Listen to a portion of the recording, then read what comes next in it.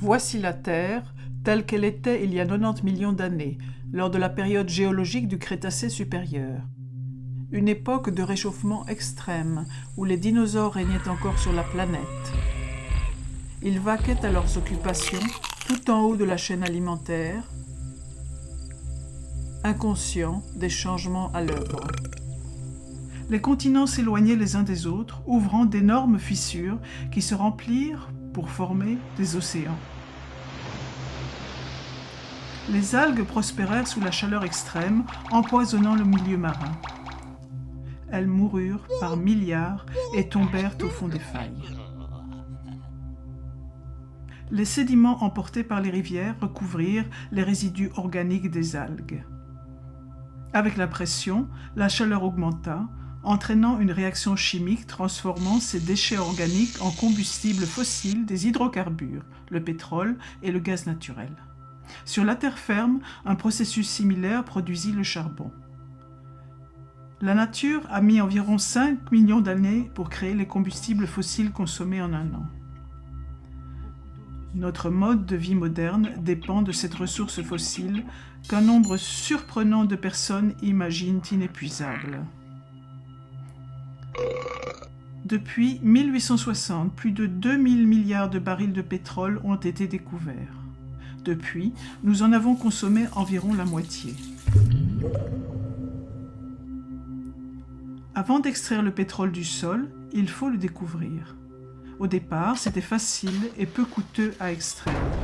Découvert en 1900, Spindletop fut le premier grand champ pétrolier états-unien. Beaucoup d'autres suivirent. Puis, les géologues parcoururent les États-Unis et découvrirent d'énormes quantités de pétrole, de gaz et de charbon. Les États-Unis extrayaient plus de pétrole que tout autre pays, leur permettant de devenir une superpuissance industrielle. Une fois qu'un puits de pétrole commence à produire, son déclin est inéluctable. Chaque puits individuel a un débit de production propre. La production cumulée d'un grand nombre de puits prend la forme d'une courbe en cloche. En général, un pays atteint son pic de production 40 ans après son pic de découverte, pour entrer ensuite dans une phase de déclin définitive. Dans les années 1950, Marion King Hubbert, un géophysicien employé de Shell, prédit que la production de pétrole états-unienne atteindrait un maximum en 1970, 40 ans après le pic des découvertes. Peu l'ont cru. Cependant, en 1970, la production états-unienne atteignit son pic pour ensuite décroître constamment. Hubbert avait vu juste. À partir de ce moment, les États-Unis ont été de plus en plus dépendants de l'importation de pétrole. Cela les a rendus vulnérables aux ruptures d'approvisionnement et a contribué aux crises économiques résultant des chocs pétroliers de 1973 et de 1979. 1930 est l'année du pic des découvertes de pétrole aux USA. Ensuite, malgré les avancées technologiques, les découvertes se raréfièrent cruellement. Le champ découvert récemment dans la réserve naturelle Anower en Alaska ne fournirait au mieux que 17 mois de consommation. Même le champ Jack II du golfe du Mexique ne fournirait que quelques mois de la demande états-unienne. Aucun de ces gros gisements ne peut satisfaire les besoins états-uniens. Il devient évident que la production a atteint son pic ou en est tout près. Au niveau mondial, les découvertes atteignirent un pic dans les années 1960. Plus de 40 ans plus tard, la chute des découvertes de nouveaux champs semble inexorable. 54 des 65 pays grands producteurs ont déjà atteint leur pic de production.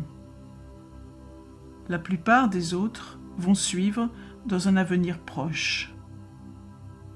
Tous les 3 ans, il faudrait mettre en production l'équivalent d'une nouvelle Arabie saoudite pour pallier l'épuisement des champs existants. Durant les années 60, 6 barils étaient découverts pour chaque baril consommé. 4 décennies plus tard, l'humanité consomme entre 3 et 6 barils pour chaque baril découvert. À partir du moment du pic de production mondiale, la demande de pétrole dépassera l'offre, le prix de l'essence sera très instable, ce qui aura des conséquences bien plus importantes que le coût d'un plein. Les villes modernes sont dépendantes du carbone fossile. Même les routes sont faites d'asphalte, un produit pétrolier, comme le toit de beaucoup de maisons. De vastes espaces seraient inhabitables sans chauffage durant l'hiver ou sans climatisation en été. L'étalement urbain nécessite la voiture pour se rendre au travail, à l'école ou au magasin.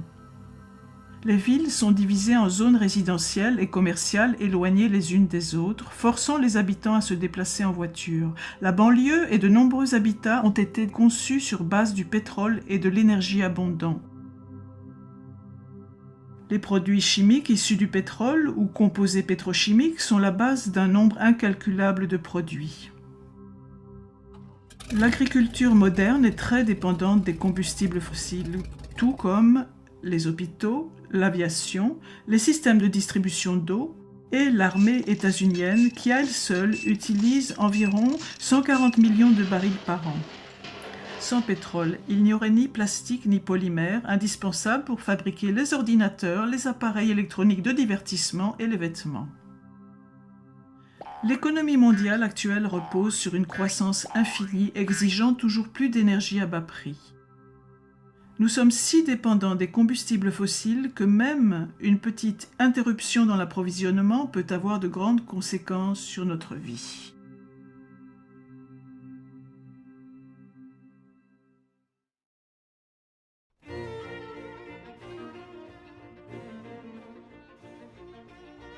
L'énergie est ce qui permet d'effectuer un travail. L'États-Unien moyen dispose de l'équivalent énergétique de 150 esclaves travaillant 24 heures sur 24. Les matières qui contiennent cette énergie sont appelées carburants. Certains carburants contiennent plus d'énergie que d'autres, une propriété appelée la densité d'énergie. Parmi ces carburants, le pétrole est crucial. Le monde consomme 30 milliards de barils par an, soit 4 km3 de pétrole dont le contenu énergétique correspond à ce que généreraient 150 réacteurs nucléaires d'1 gigawatt électrique fonctionnant pendant 50 ans. Le pétrole ne génère que 1,6% de l'électricité états-unienne, mais il fournit 96% de l'énergie de tout le transport. En 2008, les 2/3 du pétrole états-unien étaient importés, principalement du Canada, du Mexique, d'Arabie saoudite, du Venezuela, du Nigeria, d'Irak et d'Angola. Le pétrole a des propriétés uniques. Il a une forte densité d'énergie. Un baril de pétrole contient l'équivalent énergétique d'environ 3 années d'un travail manuel. Il est liquide à température ambiante, facile à transporter et utilisable dans de petits moteurs. Pour obtenir de l'énergie, il faut en dépenser. Le truc, c'est d'en utiliser le moins possible pour en trouver et l'extraire. C'est le taux de retour énergétique ou REEI, ratio d'énergie produite sur l'énergie investie. Le pétrole conventionnel est un bon exemple. Le pétrole de bonne qualité et facile à extraire a été pompé en premier. Les pétroliers utilisaient l'équivalent énergétique d'un baril de pétrole pour en trouver et en extraire 100. Le REEI était de 100. Après avoir pompé le pétrole facile d'accès, on a commencé à prospecter en haute mer et dans des pays lointains, ce qui requiert une dépense d'énergie plus importante. Souvent, le brut découvert aujourd'hui est lourd et sulfureux et est coûteux à raffiner. Aujourd'hui, le REEI du brut n'est que de 10. Utiliser une quantité donnée d'énergie pour obtenir un combustible qui en compte moins est sans intérêt. On peut convertir une source d'énergie en une autre. En procédant ainsi, on perd une part de l'énergie contenue dans le combustible initial. Par exemple, les pétroles non conventionnels, les sables bitumineux et le pétrole de schiste. On trouve principalement les sables bitumineux au Canada. Les 2/3 des schistes du monde sont aux USA. Ces deux carburants peuvent être transformés en pétrole de synthèse. Toutefois, ce procédé requiert beaucoup de chaleur et d'eau douce, réduisant leur REI, qui varie de 5 à aussi peu que 1,5. Le pétrole de schiste est un carburant très pauvre qui, à poids égal, contient environ 1/3 de l'énergie des céréales d'un petit déjeuner. Le charbon est abondant et génère presque la moitié de l'électricité de la planète. Nous brûlons 8 km3 de charbon par an. Toutefois, la production mondiale pourrait atteindre un pic avant 2040. Dire que les États-Unis disposent de siècles de charbon est fallacieux, car c'est ignorer la hausse de la demande et la baisse de qualité. L'essentiel de l'anthracite, le meilleur des charbons, a disparu. Reste le charbon de moindre qualité, moins dense énergétiquement. Il n'y a plus de charbon en surface, d'où une production difficile, les mineurs devant creuser plus profond et dans des endroits moins accessibles. Ils détruisent aussi le sommet des montagnes pour atteindre le charbon, provoquant un désastre environnemental. On trouve souvent du gaz naturel près du pétrole et du charbon. Les découvertes de gaz états-uniens ont atteint un pic dans les années 50 et le pic de production a eu lieu au début des années 70. Si on avance de 23 ans la courbe des découvertes, l'avenir de la production du gaz naturel conventionnel états-unien apparaît clairement. Des techniques nouvelles ont permis l'extraction de gaz non conventionnels comme le gaz de schiste, ce qui pourrait postposer le pic de production. Le gaz non conventionnel est mis en cause pour son exploitation très polluante, son REI insuffisant et son prix élevé. Même avec le gaz non conventionnel, le pic de production mondiale de gaz devrait avoir lieu avant 2030. Il y a encore des réserves importantes d'uranium pour le nucléaire. Remplacer les 10 TWh actuellement générés par les combustibles fossiles nécessiterait plus de 10 000 réacteurs nucléaires. Dans ce cas, les réserves connues d'uranium ne dureraient que 10 à 20 ans. Les réacteurs surgénérateurs à base de plutonium en France et au Japon ont été des échecs retentissants. La fusion nucléaire bute sur des obstacles techniques colossaux. Puis il y a les énergies renouvelables. L'éolien a un bon REI, mais il est intermittent. L'hydroélectricité est fiable, mais il ne reste plus guère de sites propices pour construire des barrages. Les centrales géothermiques courantes utilisent des sources de chaleur proches de la surface terrestre. Ces sources sont relativement éparses. Dans le système expérimental de géothermie EGS, 2 puits sont creusés à très grande profondeur. De l'eau est injectée dans un des puits, capture la chaleur de la roche et remonte ensuite par l'autre puits à haute température. Selon un rapport récent du MIT, cette technique pourrait fournir 10% de l'électricité états-unienne en 2050. L'énergie des vagues est restreinte aux régions côtières. La densité d'énergie des vagues varie d'une région à l'autre. Transporter l'électricité produite par les vagues n'est pas simple. De plus, l'eau salée est corrosive pour les turbines. Les agrocarburants sont produits à partir de végétaux. Le bois a une faible densité énergétique et pousse lentement. L'humanité consomme 15 km3 de bois par an. Le biodiesel et l'éthanol proviennent d'une agriculture dépendante du pétrole. Le REI de ces carburants est proche de l'unité. Certains politiciens veulent convertir du maïs en éthanol. Fournir de la sorte le 10e des besoins états-uniens en essence en 2020 demanderait 3% de la surface du pays. Produire ainsi toute l'essence états-unienne en 2020 nécessiterait qu'un tiers du territoire y soit consacré alors que la surface agricole actuelle n'occupe que 19% du sol. L'hydrogène doit être extrait du gaz naturel, du charbon ou de l'eau, ce qui demande plus d'énergie que ce qu'on en obtient de l'hydrogène. Une économie basée sur l'hydrogène est donc improbable. Les panneaux solaires de la Terre entière produisent de l'électricité comme 2 centrales au charbon. L'équivalent d'environ 2,5 tonnes de charbon sont nécessaires pour fabriquer un seul panneau solaire.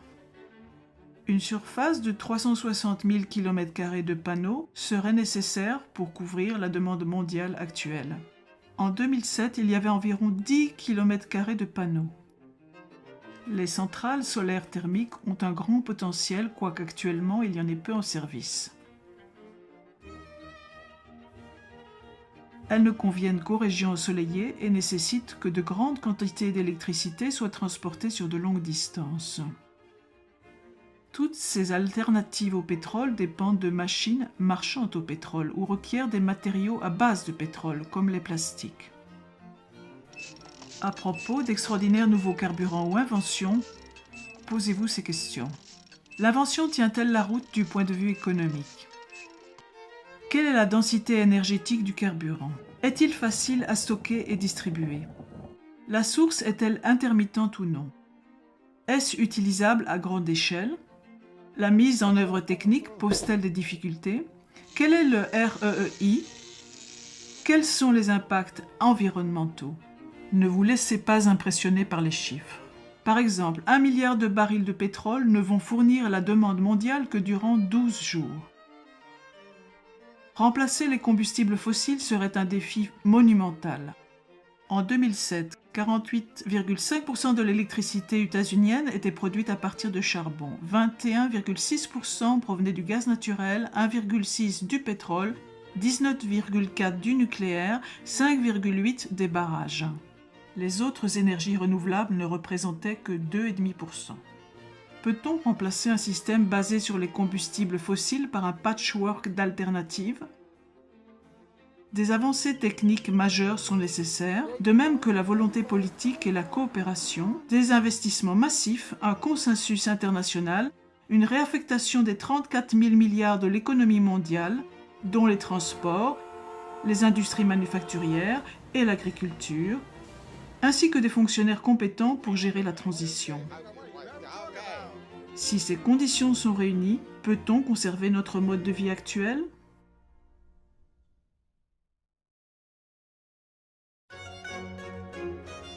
Ces bactéries vivent dans une bouteille. Leur population double toutes les minutes. À 11 heures, il y a une bactérie.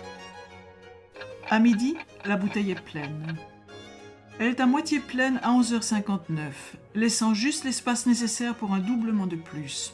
Les bactéries, sentant le danger, cherchent de nouvelles bouteilles et en trouvent 3. Elles pensent avoir réglé leur problème.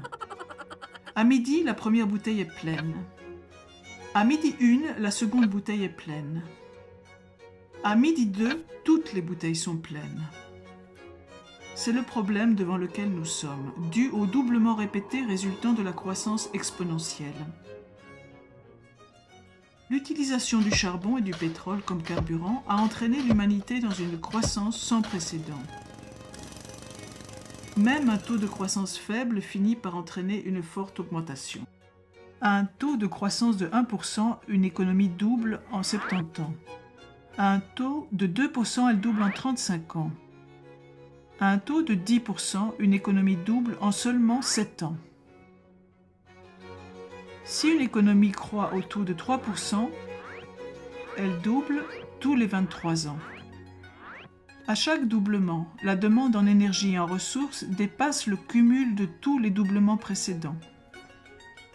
Le système financier est construit sur l'hypothèse de la croissance, ce qui requiert toujours plus d'énergie pour la soutenir.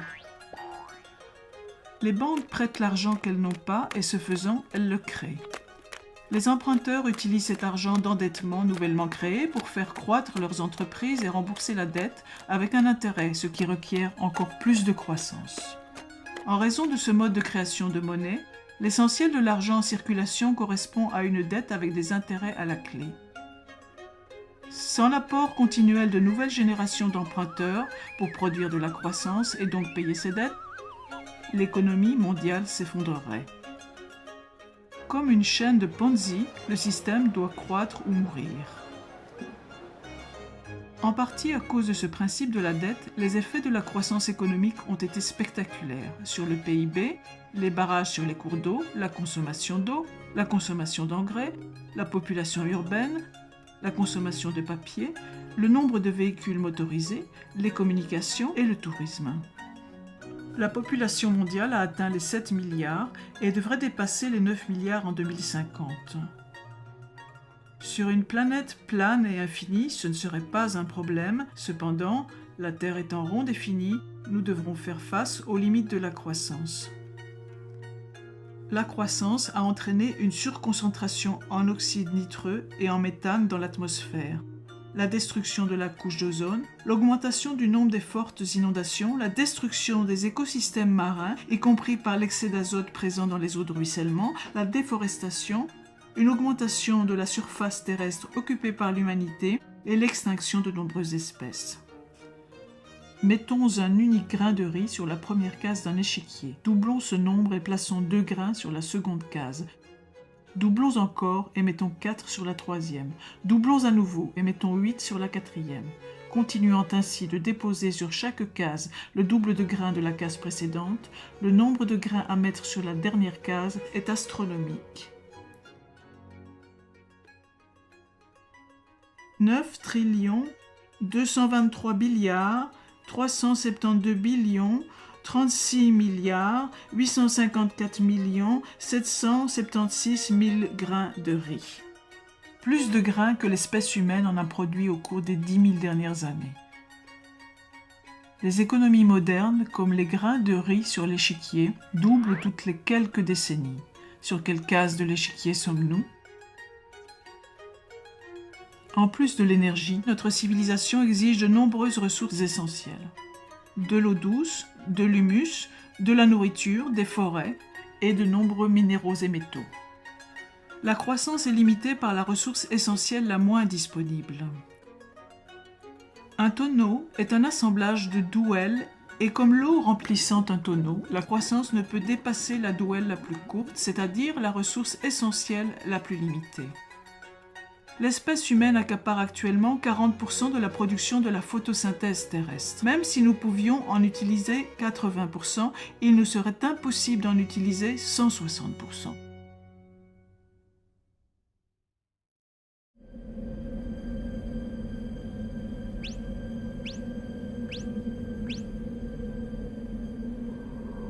L'approvisionnement alimentaire mondial repose fortement sur les combustibles fossiles. Avant la Première Guerre mondiale, toute l'agriculture était biologique. Suite à l'invention d'engrais et de pesticides dérivés du pétrole, la production agricole à l'hectare a fortement augmenté, entraînant une augmentation de la population. L'utilisation d'engrais artificiels a nourri bien plus de personnes que ce qui aurait été possible avec l'agriculture biologique seule. Les combustibles fossiles sont nécessaires pour l'équipement des fermes, le transport, la réfrigération, l'emballage en plastique et la cuisson. L'agriculture moderne utilise la terre pour transformer des combustibles fossiles en nourriture et la nourriture en population. Environ 7 calories de combustibles fossiles sont utilisées pour produire 1 calorie alimentaire. Aux États-Unis, la nourriture parcourt environ 2500 km de la ferme au consommateur. En plus de la déplétion des carburants fossiles, d'autres menaces pèsent sur le système actuel de production alimentaire. Une énergie peu coûteuse, de meilleures techniques et les subventions ont entraîné une importante surpêche. Les prélèvements mondiaux de poissons ont atteint un pic à la fin des années 1980, forçant les pêcheurs à pêcher en eau profonde. L'excès d'azote des engrais fabriqués à partir de combustibles fossiles a empoisonné rivières et mers, créant ainsi d'énormes zones mortes. À ce rythme, toutes les populations de poissons devraient s'effondrer d'ici 2048. Villes et industries sont la source de pluies acides qui vident le sol de ses nutriments essentiels tels que le potassium, le calcium et le magnésium. Une autre menace est le manque d'eau. Beaucoup de fermes pompent l'eau des aquifères souterrains pour l'irrigation. Un aquifère a besoin de milliers d'années pour se remplir, mais peut être asséché en quelques décennies, tout comme les puits de pétrole. Aux États-Unis, l'aquifère géant d'Ogallala a atteint un niveau si bas que de nombreux agriculteurs ont dû revenir à une agriculture sèche, moins productive. De plus, l'irrigation et l'utilisation d'engrais peuvent entraîner la salinisation, l'accumulation de sel dans le sol. C'est une cause majeure de la désertification. Une autre menace est la perte d'humus. Il y a 200 ans, il y avait 1,8 m d'humus sur les prairies états-uniennes. Aujourd'hui, en raison du labourage et de pratiques inappropriées, environ la moitié de l'humus a disparu. L'irrigation favorise le développement de la rouille noire. Ce champignon pourrait détruire 80% des récoltes de céréales du monde. Selon Norman Borlaug, le père de la Révolution verte, la rouille noire a un immense potentiel de destruction sociale. L'utilisation d'agrocarburants signifie que moins de terres seront disponibles pour l'agriculture nourricière. Toute surface a une capacité de charge limitée. C'est le nombre d'animaux et d'êtres humains qui peuvent y vivre indéfiniment. Si une espèce dépasse la capacité de charge de cette surface, son nombre d'individus diminuera jusqu'à revenir sous les limites naturelles. L'espèce humaine a écarté cet obstacle en exploitant de nouvelles terres et en augmentant la production à l'hectare, principalement grâce au pétrole. Poursuivre la croissance nécessite plus de ressources que ce que la Terre peut fournir, mais aucune nouvelle planète n'est disponible. En plus de tous ces défis, d'ici 2050, la production alimentaire doit doubler pour nourrir une population mondiale croissante. 1 milliard de personnes sont déjà sous-alimentées. À l'avenir, avec une production de pétrole et de gaz naturel en déclin, nourrir 9 milliards de personnes sera une gageure.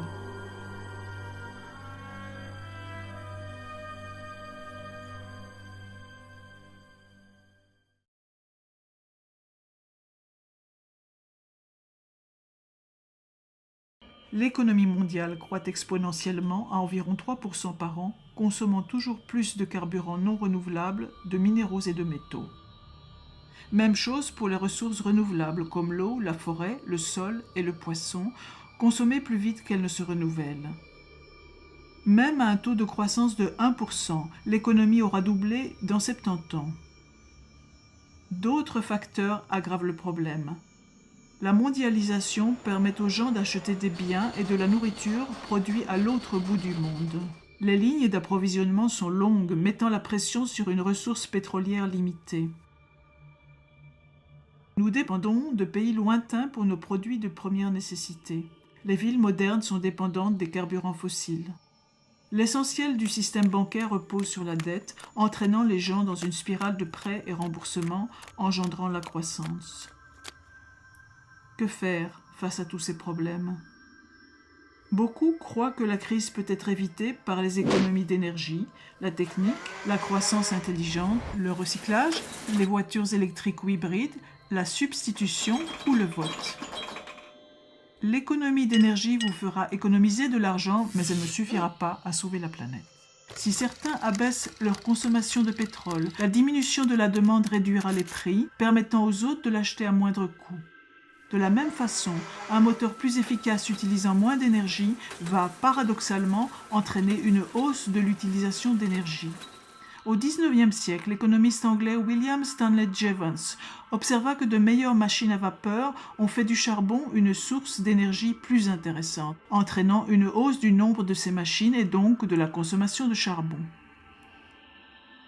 La croissance de l'utilisation consomme toute énergie et ressources économisées.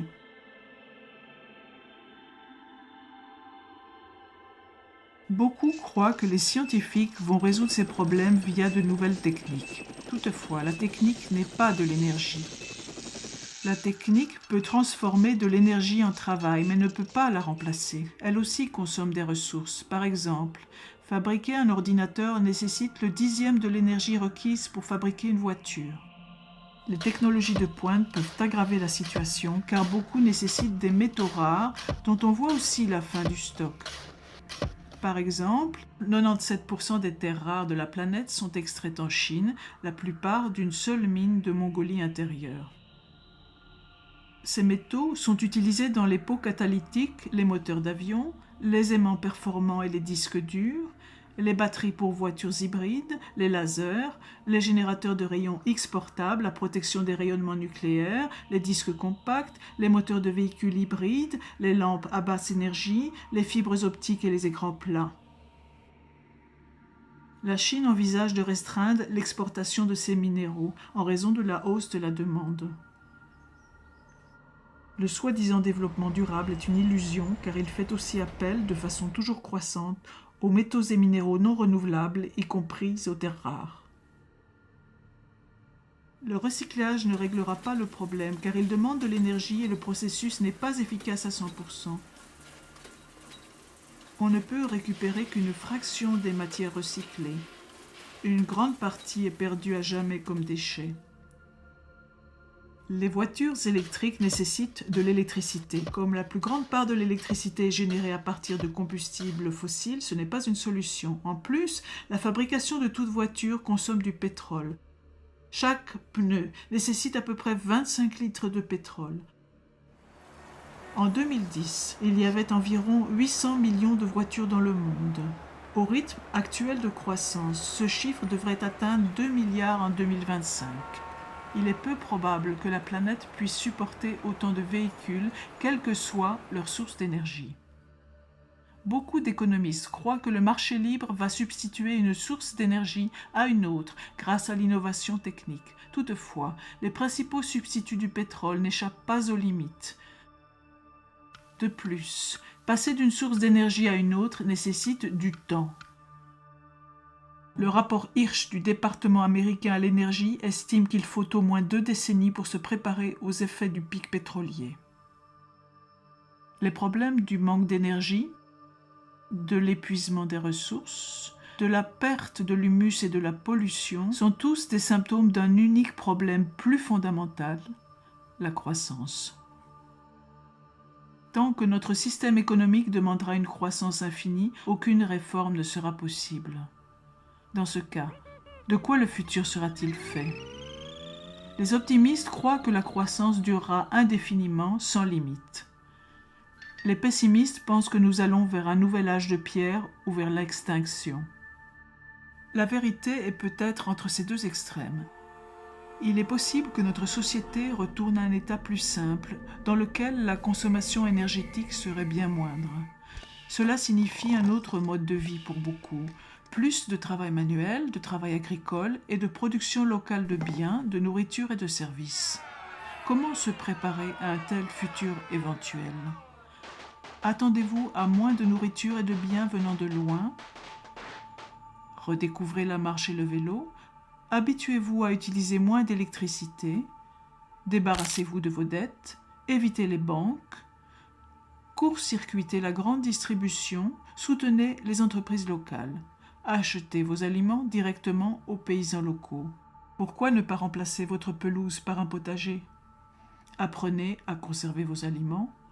Envisagez l'utilisation de monnaie locale au cas où le système économique s'écroulerait et développez une plus grande autosuffisance. Ces mesures ne permettront pas d'éviter un effondrement, mais elles amélioreront nos chances dans un futur où l'énergie sera comptée, où nous devrons être plus autonomes, tout comme nos ancêtres l'étaient.